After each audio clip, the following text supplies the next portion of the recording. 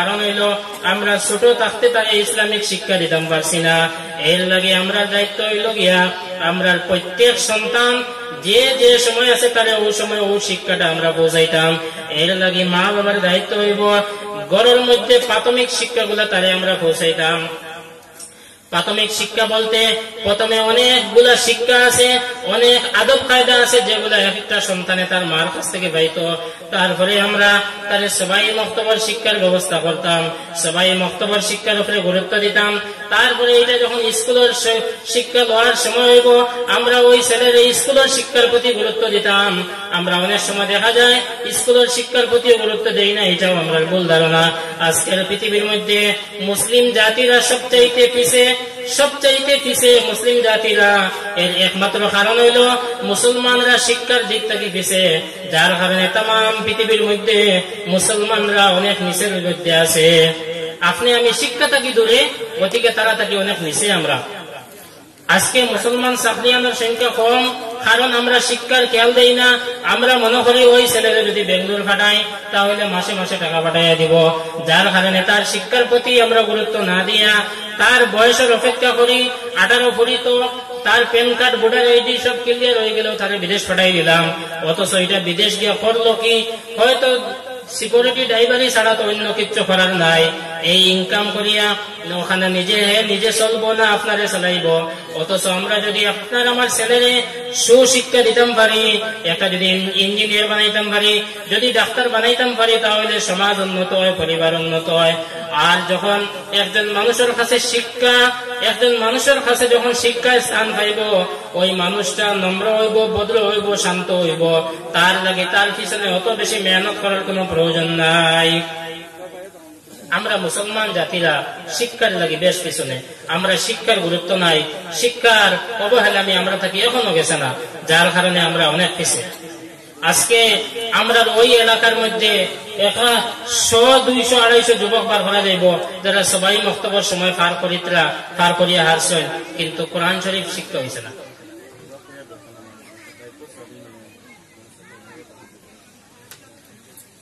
আচ্ছা, একটা ঘোষণা, একটা বাইকের চাবি আনিছে, যদি কোনো ভাইয়ে বাইকের চাবিটা পাইন তাহলে এটা স্টেজে আনিয়ে পৌঁছে দিলে আমরা তার হাত লাগাই দিব। বাইকের চাবি আনিছে, আপনারা কেউ পাইলে দয়া করে ওটা পৌঁছাই দিবা। দুরূদ শরীফ পড়ো, সাল্লাল্লাহু আলা মুহাম্মাদ সাল্লাল্লাহু আলাইহি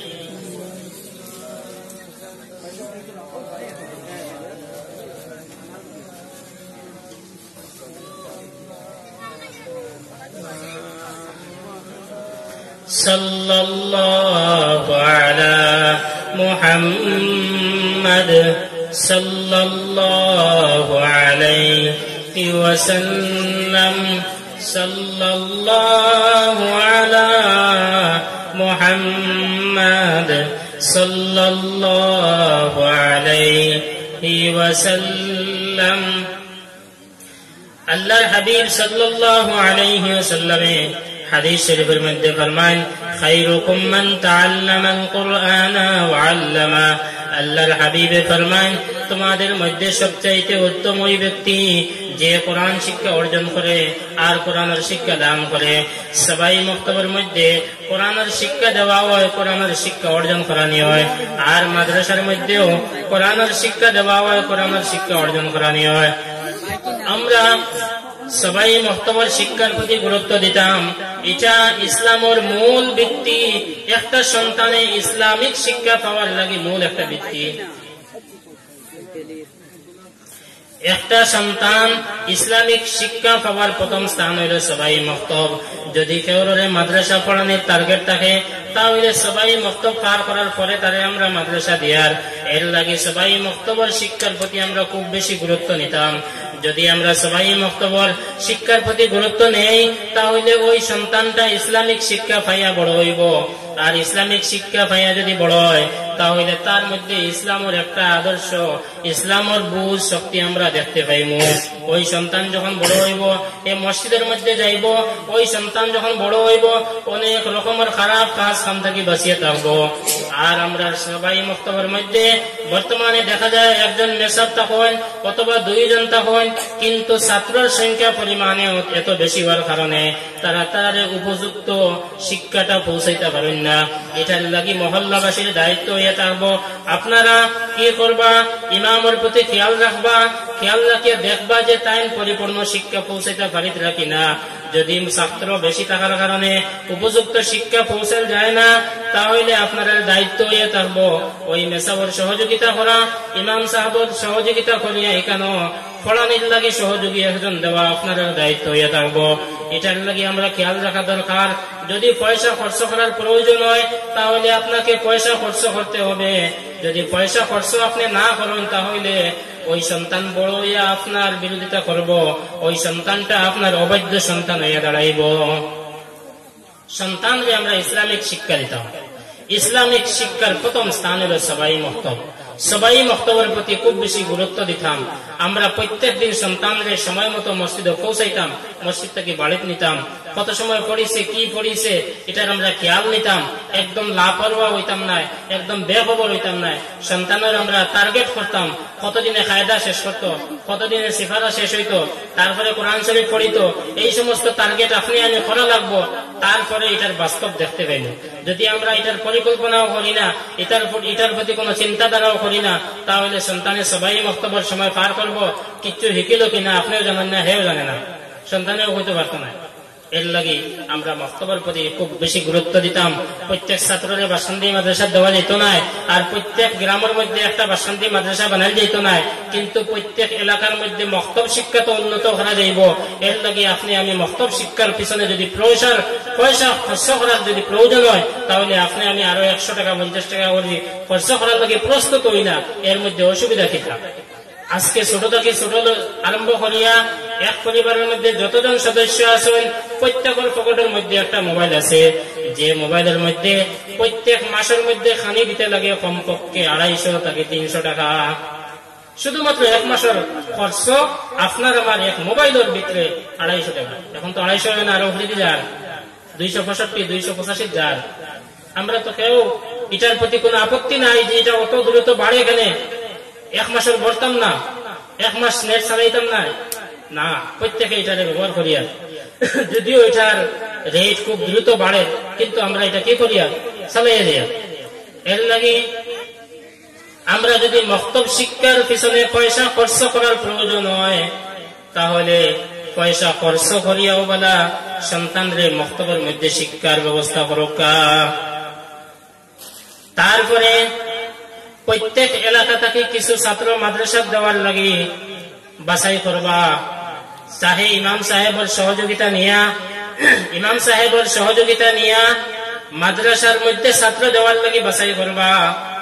মাদ্রাসা দেওয়ার সময় আমরা সমাজ থেকে দেখা যায় ওই ছাত্র দেওয়া হয়েছে যার ব্রেন শক্তি একদম দুর্বল। স্কুলের মধ্যে দিয়া দেখা গেছে স্কুলের পড়া কভার করতে পারে না, অথবা ওই সন্তান দেওয়া হয় যেটা সমাজের মধ্যে সবচাইতে বেশি শয়তানি করে। বাড়ির মধ্যে সামাল দেওয়া যায় না, সমাজের মানুষেও তারে সামাল দিতে পারেন না, এলাকার মানুষের যেটারে ভয় পায় ওই সন্তানকে ঠিক করার লাগে মাদ্রাসার মধ্যে দেওয়া হয়ে যায়। মনে করেন ইগু মাদ্রাসা গিয়া ঠিক হয়ে যাব, এটা আমরা সমাজ। কিন্তু ওই যে মাদ্রাসা গিয়া হে তো নষ্ট আগে থেকেও, একে আরো ছাত্ররা নষ্ট করে। এমন ছাত্রের কারণে উস্তাদ পরিশান হইলেন সামাল দেওয়ার লাগে, তার কারণে বাকি এলার পড়া নষ্ট হয়। একটা ছাত্র যখন আমরা দিমু যেগুর পিছনে জিন্নাত কয়েকটা লাগাই, তখন এগুর কারণে হইব কিটা মাদ্রাসা গিয়ে আনলে তার শয়তানি তারে সামাল দেওয়ার উস্তাদের সময় যায়, তার কারণে বাকি আরেগে পড়িত আসলে খবর পড়া ডিস্টার্ব করে ইলা হয়। তো আমরা মাদ্রাসা দিবার লাগে চয়েস করবো যেটার ব্রেইন শক্তি বালা, শান্ত ভদ্র আর বালা আছে, যেগু স্কুলে দিয়া পারেন না, ব্রেইন শক্তি কিচ্ছু নাই, লইতে পারেন না, অবদিলা মাদ্রাসা। অথবা সবচেয়ে বেশি শয়তান যেগু বাড়ির মধ্যে সামাল দেওয়া যান না, অগুলো মাদ্রাসা দেওয়া ঠিক হয়ে যাব। এগু মাদ্রাসা গিয়া হেও বদমাশি করে, তার তো ক্ষতি হর, আরেগুর ক্ষতি করার পরিবার দেন না। এটা আমরা খুব বেশি বোঝা দরকার। এখন মাত হইল হাফিজ আমরা কেনে বানাইতাম, আলিম কেনে বানাইতাম? আল্লাহর হাবিব সাল্লাল্লাহু আলাইহি ওয়াসাল্লামে ফরমান, খায়রুকুম মান তাআল্লামাল কুরআনা ওয়া আল্লামা। আল্লাহর হাবিবে ফরমান, তোমাদের মধ্যে সবচাইতে উত্তম ওইগুলো মানুষ, ওই ব্যক্তি যে কোরআনের শিক্ষা অর্জন করলো আর কোরআনের শিক্ষা দান করলো, সবচাইতে উত্তম ভালো মানুষ। আল্লাহ রাসূল ফরমান, তলাবুল ইলমি ফরিজাতুন আলা কুল্লি মুসলিম, প্রত্যেক মুসলিম নরনারীর উপরে শিক্ষা অর্জন করা ফরজ। এই হাদিস শরীফের মধ্যে ফরজ বলতে যে ফরজ বোঝানো হয়েছে, এটা হইল প্রত্যেক মানুষের যে প্রয়োজনীয় প্রাথমিক যে শিক্ষা, এটা অর্জন করা ফরজ। নামাজের বিধিবিধান জানা ফরজ, রোজার হুকুম আহকাম জানা ফরজ, যাকাত ধন সম্পত্তি থাকলে যাকাতের বিধান, যাকাতের হুকুম আহকাম মানা ফরজ। ওইভাবে আপনি যে অবস্থানের মধ্যে আসেন, ওই সময় ওই অবস্থানের জ্ঞান আপনার যতটুকু না জানার কারণে আপনি আল্লাহর হুকুমরে বিধানরে অমান্য করবা, এমন হুকুম আহকাম আপনার জানা ফরজ।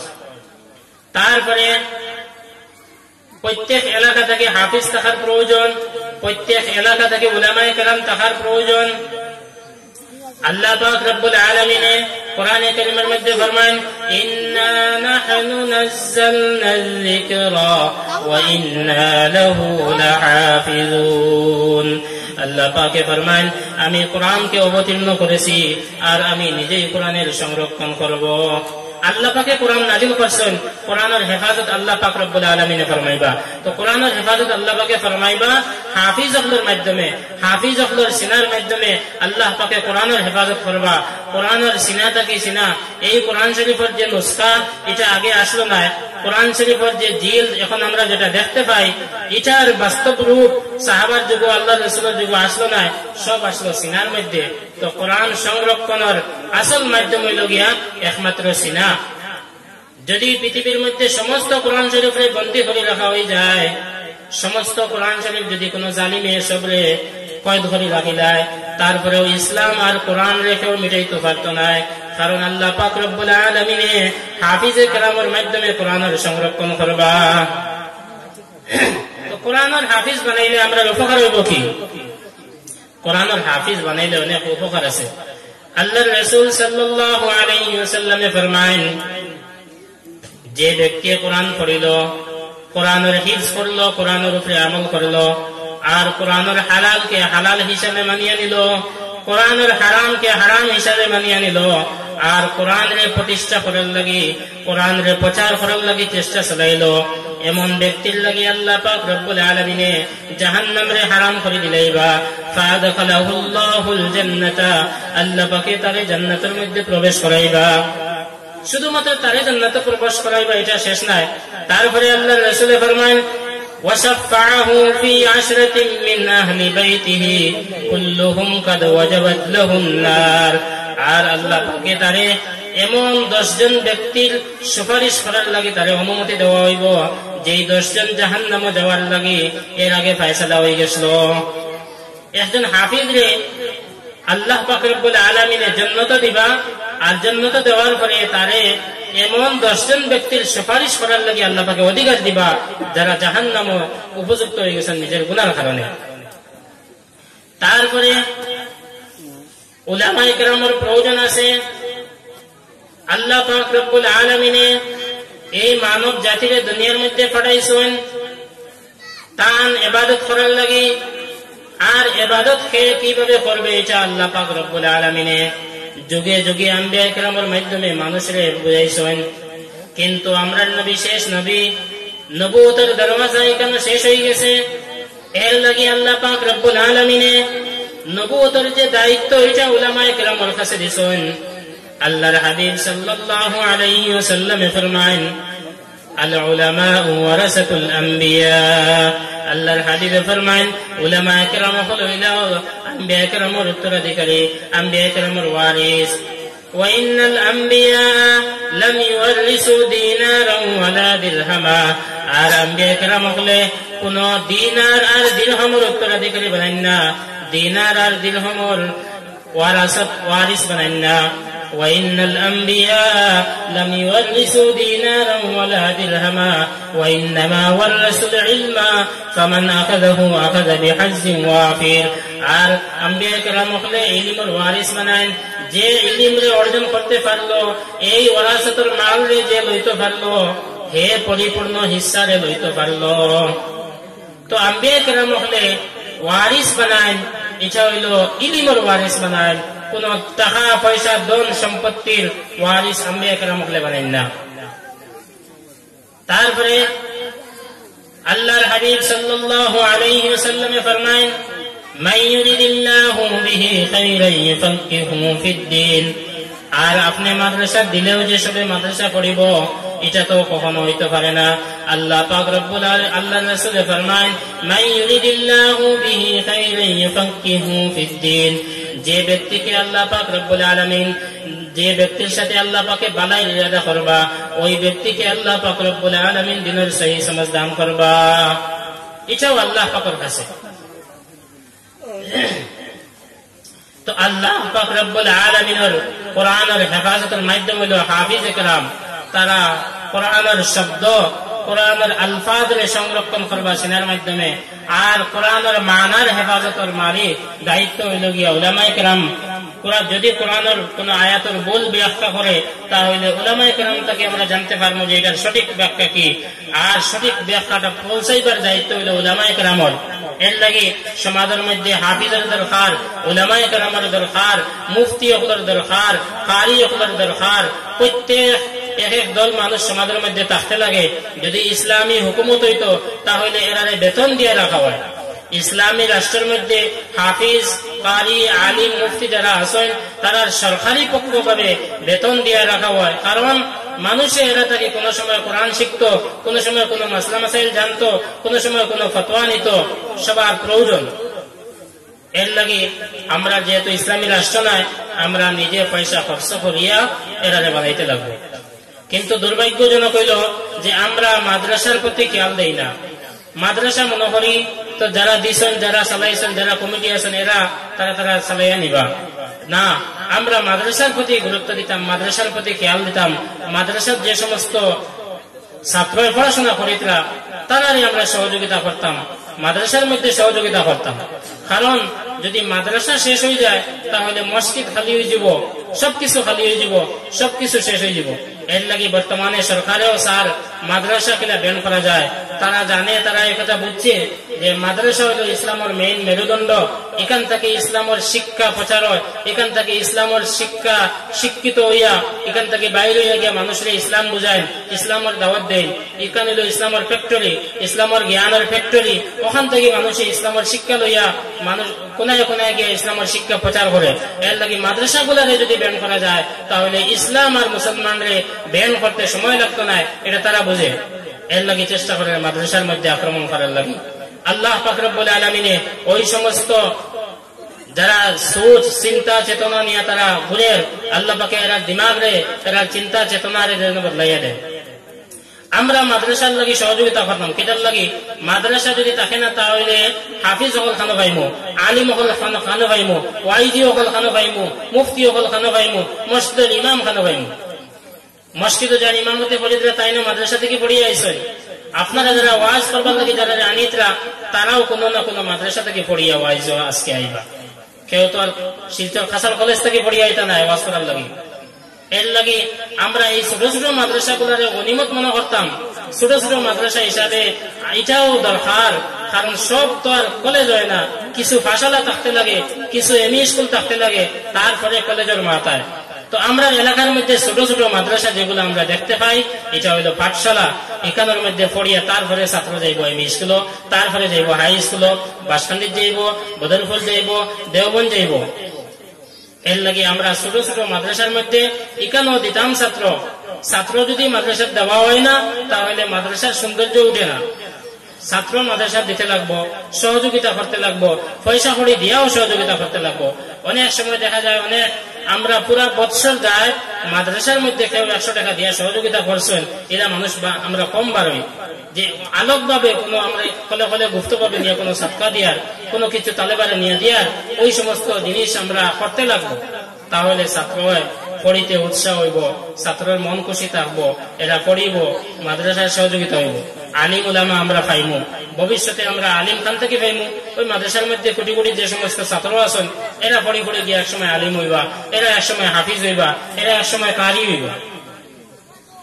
আর হাদিস শরীফের মধ্যে আর আল্লাহ রাসূল সাল্লাল্লাহু আলাইহি ওয়াসাল্লাম ফরমায়েন, কুন আলিমান আও মুতাআল্লিমান আও মুস্তামিআন লাহু আও মুহিব্বান লাহু ওয়ালা তাকুন খামিসান ফাতাহলিক।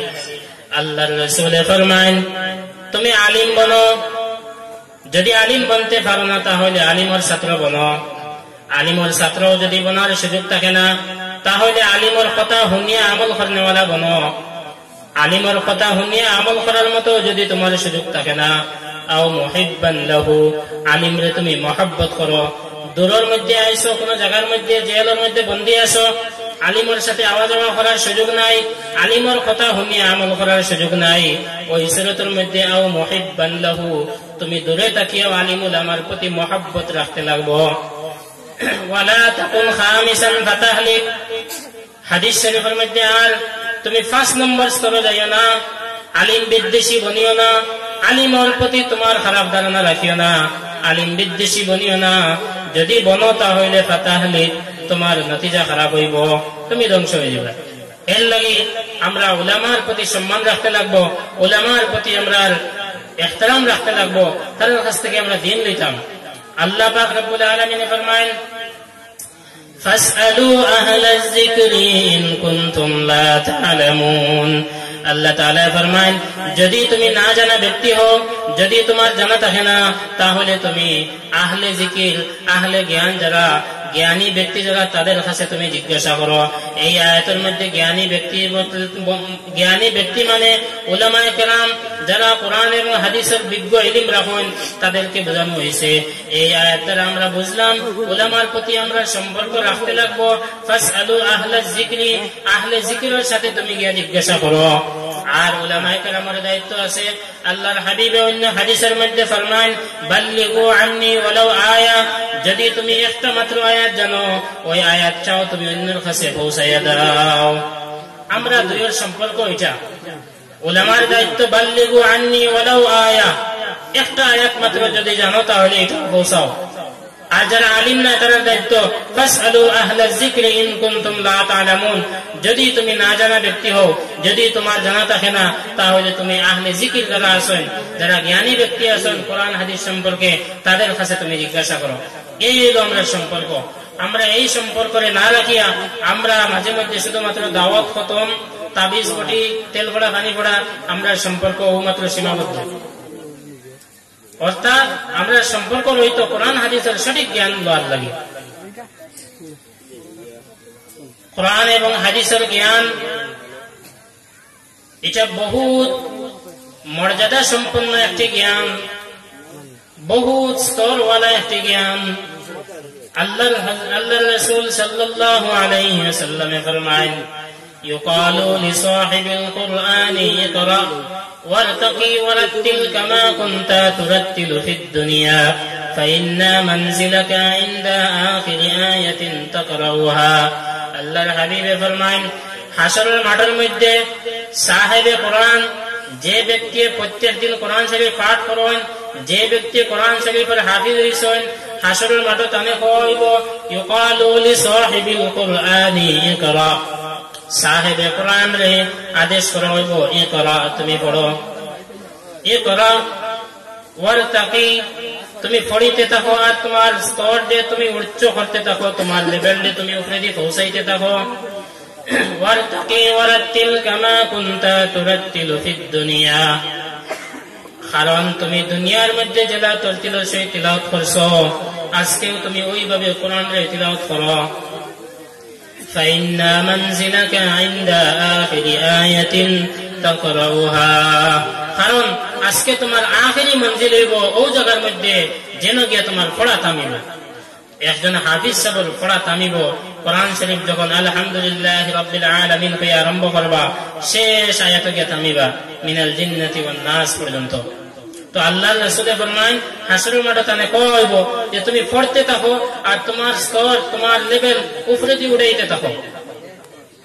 অন্য হাদিস শরীফের মধ্যে আর আল্লাহর হাবিব সাল্লাল্লাহু আলাইহি ওয়াসাল্লাম ফরমায় একজন হাফিজ একরাম তার মা বাবারে হাসরের মাঠের মধ্যে এমন দুইটা তাজ পরানো হইব, এমন দুইটা টুপি পরানো হইব, যে দুই টুপি সূর্যের কাছেও, যে দুই টুপির কাছে সূর্য হার মানব, এমন দুই টুপি পরানো হইব যে দুই টুপির আলো সূর্যের আলোর চাইতে আরো বেশি হইব।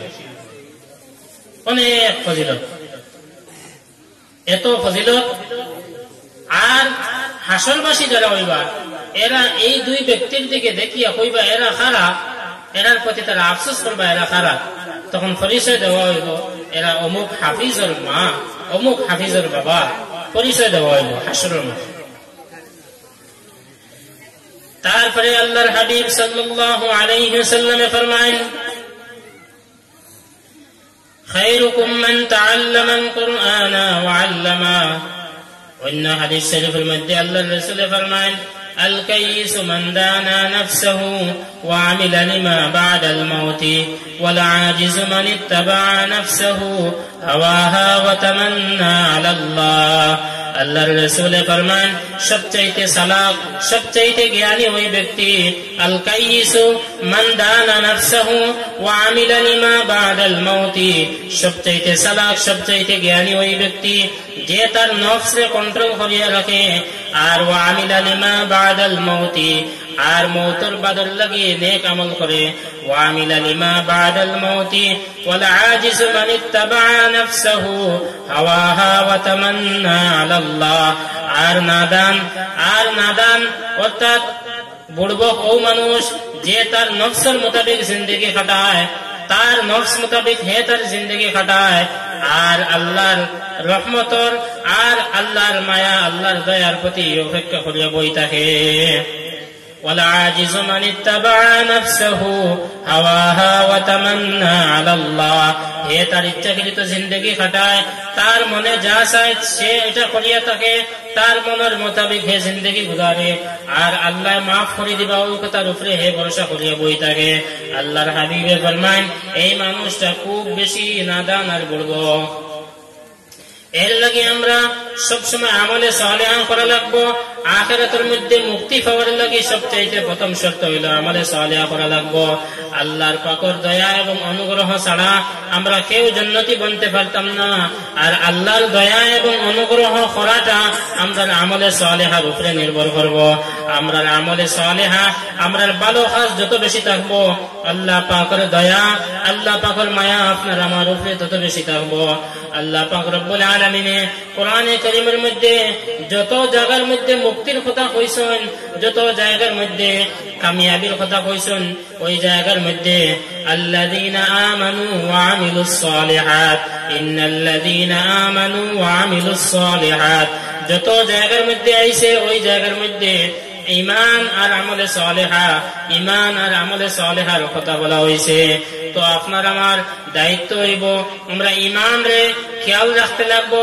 কোন কাজ কি আমি করি আর যেটার দ্বারা আমার ঈমান ভঙ্গ হয়ে যায়, কারণ মানুষের এমন কোন কাজ করিয়া বইব যার কারণে তার ঈমান নষ্ট হয়ে যাব, অথবা কোন সময় এমন কোন কথা হইব যার কারণে তার ঈমান নষ্ট হয়ে যাব। কোন সময় মানুষে এমন কোন কাজ করব যে কাজের কারণে তার ঈমান থেকে হে বঞ্চিত হয়ে যাব, যেটা আমি আগে আলোচনা করছি যে হে শিরক অথবা তার ঈমান হারাইয়া ফেলবো। যদি কোনো মানুষে শিরক করে তাহলে হে ঈমান হারা হয়ে যায়, অথবা কোনো মানুষে যদি ইসলামের কোন ফরজ বিধান যদি কেউ অস্বীকার করে, আর ইসলামের কোন ফরজ বিধান নিয়ে যদি কেউ হাসি ঠাট্টা করে তামসা করে, তাহলেও তার ঈমান হারা হয়ে যায়। যদি কেউ ইসলামের কোন বিধান অস্বীকার করে তাহলে তার ঈমান হারা হয়ে যাবে। আর যদি কেউ ইসলামের কোন বিধান লইয়া হাসি ঠাট্টা করে তাহলেও তার ঈমান হারা হয়ে যাবে। রোজা মাস আইসে কেউ যদি হয় রোজা আইতে আবার কিতাবুদ্দার সকাল থেকে বিকাল পর্যন্ত উপাস থাকতাম, গরো খানি আছে উপাস থাকার কি প্রয়োজন, যদি এরা কেউ কথা কইলে তাহলে তার ঈমান নষ্ট হয়ে যাবে। রোজা না রাখলে ঈমান নষ্ট হইতো না, রোজা না রাখার গুনাহ হইব, আর রোজা যে আল্লাহর ফরজ বিধান, এটা যদি দিলের মধ্যে এহতারাম থাকে না, এটার যদি হাসি ঠাট্টা করা হয়, মজাক করা হয়, তাহলে ইমান নষ্ট হয়ে যাবে। কোন মানুষের যদি মদ খায় তাহলে তার লাগে কবিরা গুনাহ লেখা হইব, হারাম একটা কাজ করছে লেখা হইব। কিন্তু কেউ যদি হালাল মনে করিয়া খায় তার ইমান নষ্ট হয়ে যাবে। তো ইমানের মানদণ্ড সব সময় খেয়াল রাখি চলতে লাগবো, ইমানের মানদণ্ড বজায় রাখি চলতে লাগবো। দরুদ শরীফ পড়া সাল্লাল্লাহু আলা মুহাম্মাদ সাল্লাল্লাহু আলাইহি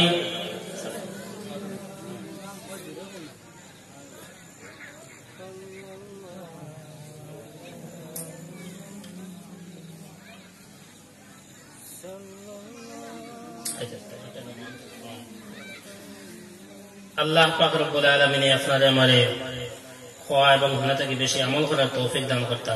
আল্লাহুম্মা আমিন। 7:30টায় নামাজ হইব, তো আমরা পেশা বুঝু করিয়া সব নামাজের মধ্যে হাজির হয়ে যেতাম। আর